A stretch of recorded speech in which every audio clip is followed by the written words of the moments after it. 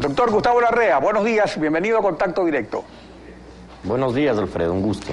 Empecemos viendo a quienes identifica Galo Mora, secretario ejecutivo de Alianza País, como los autores de un no al que le niega mayoría. Veamos. Sí, es una ironía del destino. Este merengue, esta posición merenguera de dormir juntitos, juntos con el MPD, si es que la oligarquía y sus aliados, sus adláteres, sus serviciales, querían retar a una especie de simulacro del 2013, también perdieron, porque ahora si querían enfrentar al presidente Correa les volvió a ganar.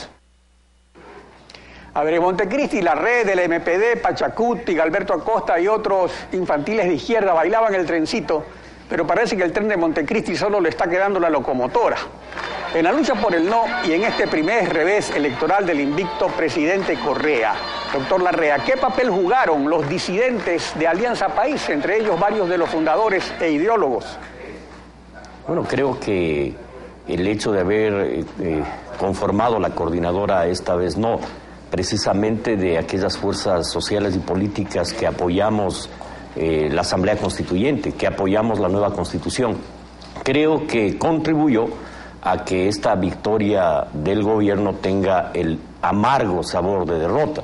Ese amargo sabor que se da por el hecho de que no logran en ninguna de las preguntas más del 50% de los votos. En general, la situación política, no solo en la pregunta 4 y 9, en todas las preguntas, el gobierno no logra el 50%. El no, el nulo y el blanco son mayoría en el país. El gobierno perdió la mayoría. Si recordamos simplemente la votación para aprobar la Asamblea Constituyente, que fue de 82% frente a 18% del no, nulo y blanco, o cuando se aprobó la Constitución de Montecristi, que se aprobó con el 64% frente al 36% del no, nulo y blanco. Esas fueron votaciones históricas donde estos sectores sociales y políticos de izquierda y centroizquierda apoyamos este proceso. Ahora que decidimos no apoyarlo, es evidente el bajón que sufre el gobierno nacional, porque el presidente Correa creía que él solito, por obra y gracia no sé de qué, era el llamado exclusivamente a dirigir la nación como caudillo, y se equivocó, que habían fuerzas sociales y políticas e ideas que llevaron este proceso adelante, ideas con las que él rompió, como la libertad de expresión, opinión, la libertad de conciencia, y también con derechos fundamentales como la presunción de inocencia. Ahora, parece que el desconcierto por el resultado adverso aún no les permite al presidente y a sus asesores identificar sus errores, y más bien persisten en distorsiones como señalar a la partidocracia como protagonista de este gran revés electoral. O sea, ¿qué tiene que ver la difunta partidocracia con este masivo pronunciamiento electoral? Yo creo que muy poco, porque es evidente que quienes condujimos esta campaña por el no, a nivel tanto de medios de comunicación, propaganda, como en la calle, fuimos las fuerzas que apoyamos antes al gobierno. Yo creo que es una distorsión y simplemente eso. Creo que además el gobierno cometió un grave error: volver a las prácticas de la partidocracia. El gobierno queda al desnudo porque usó fondos públicos para esta campaña electoral, porque inundó de vallas publicitarias toda la nación sin autorización del Consejo Nacional Electoral, porque sus ministros de Estado, gobernadores, alcaldes y prefectos hicieron campaña abiertamente en todo el país. Así lo dijo el propio presidente Correa y así se constató en toda la campaña. Por lo tanto, volvió a las viejas prácticas politiqueras de la oferta de tarima, de te doy esto a cambio del voto, obras y ofertas demagógicas en todo el país. Hay una frase suya que creo pertinente recordar, veamos.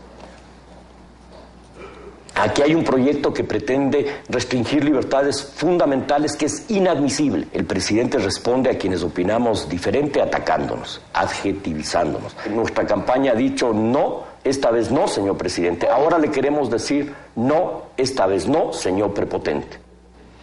Esto de la prepotencia. ¿Es tan grande la prepotencia que impide ver la realidad? ¿Esperar rectificaciones es solo una ilusión sin esperanza?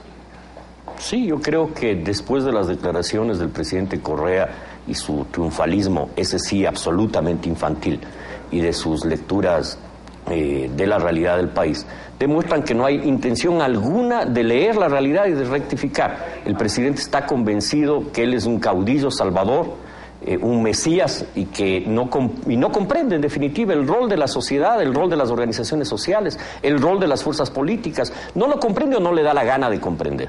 Y resulta que el país se cansó de eso. La mayoría de ecuatorianos nos cansamos de ese infantilismo político, ese sí infantilismo, claramente, con inmadurez absoluta.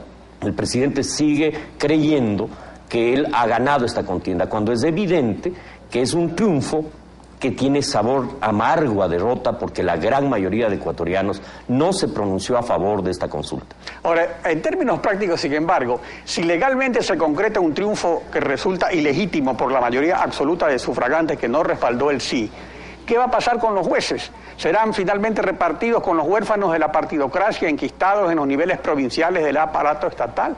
Así lo concretarán, porque él es el caudillo, pero finalmente todo este agradecimiento y toda esta maquinaria que se movió tiene que recibir algo a cambio. Yo creo que los ciudadanos debemos trabajar desde una acción de resistencia civil, ciudadana, al autoritarismo, a la toma de la función judicial por parte de sectores sociales y políticos hegemónicos y por parte del presidente Correa, para ser claro en el tema. Creo que debemos resistir dentro de la legalidad, desde luego, pero denunciar cuando hay nombramientos ilegítimos o ilegales, tener una acción propositiva de defensa de la democracia, de los derechos humanos y las libertades, y creo que en eso nos vamos a unir nuevamente todas esas fuerzas políticas y sociales de centro, izquierda e izquierda. Ahora, para las elecciones del 2013, recuperar el proyecto de la Revolución Ciudadana, ¿es todavía posible o Correa ya lo aniquiló? Yo creo que Correa sepultó ese proyecto, lo sepultó por un proyecto caudillista y autoritario, y yo creo que la esencia de ese proyecto hay que rescatar, pero los actores de rescatar esa esencia evidentemente seremos otros actores y no los que hoy conducen este proceso. Quiero decir algo más, creo que Galo Mora se equivoca también en su análisis porque no aprecia que las fuerzas sociales y políticas que hemos peleado por derechos democráticos, por libertades, por la propia democracia, somos las fuerzas precisamente que ahora le dijimos esta vez no, y son esas fuerzas más otras adicionalmente que constituyen probable de poder hacia futuro. Doctor Larrea, gracias por acompañarnos hoy en Contacto Directo.